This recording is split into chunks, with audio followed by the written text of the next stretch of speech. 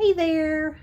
I'm trying to get creative with my settings in the background, and I had to chase Sylvester. We were on the bed for the last chapter, but then he got off because he was disgusted with all my loud talking. So I've chased him over here, and hopefully he'll stay.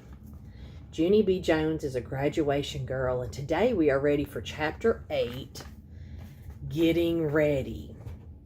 Try to remember what happened in Chapter 7. Do you remember what happened in Chapter 7?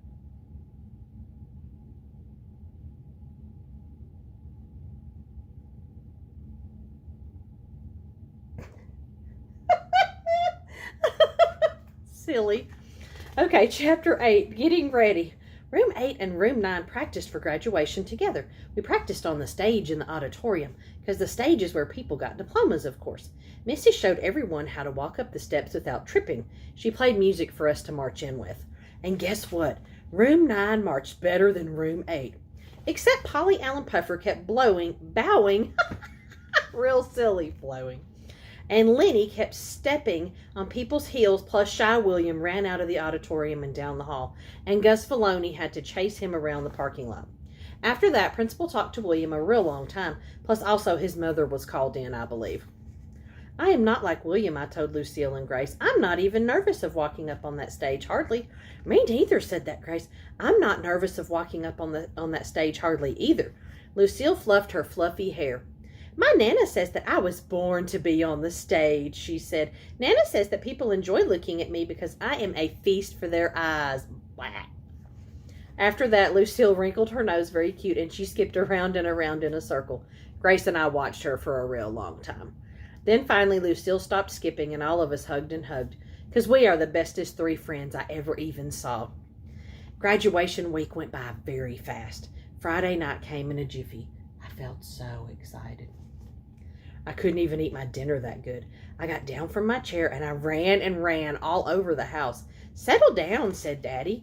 Settle down, said Mother. Settle down, I hollered. Then I laughed real loud because I'm a hoot, that's why. Finally, it was time to go. Mother got my graduation box off the top of the refrigerator. I jumped up and down. Let me carry it, Mother. Please, please, please. I want to carry my box to room 9 myself because that's where all of us are getting dressed. Mother handed me the box. Then Daddy said, settle down again.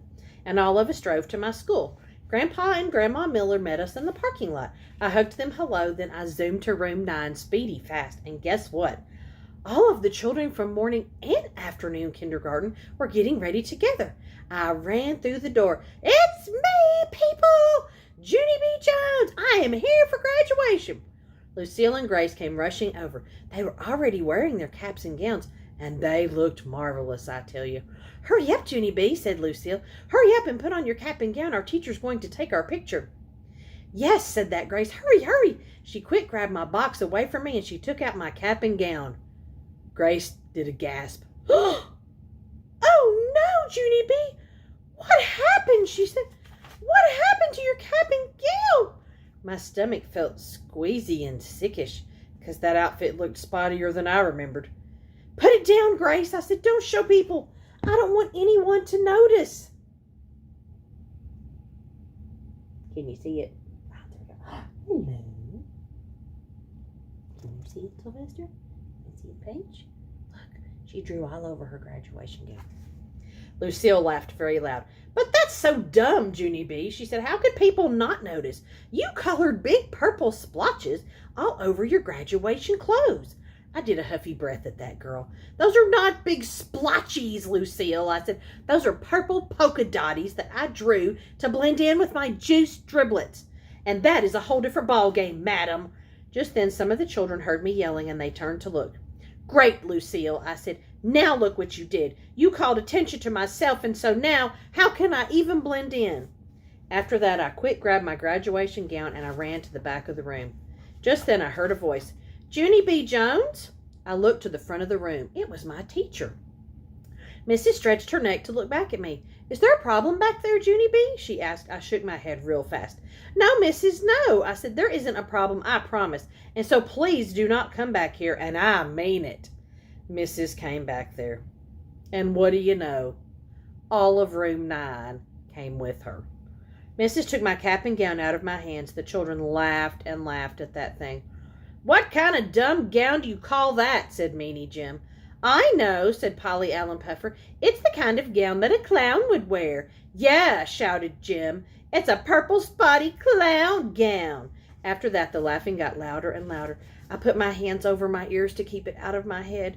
Then I tried to tell them about Raggedy Larry and the driblets and my purple-colored marker, but my nose started running very much, and I couldn't even talk that good.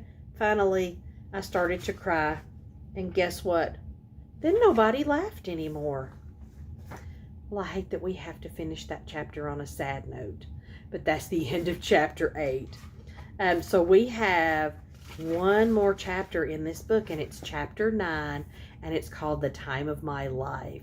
So I can't wait to read this last chapter in our book. See y'all later.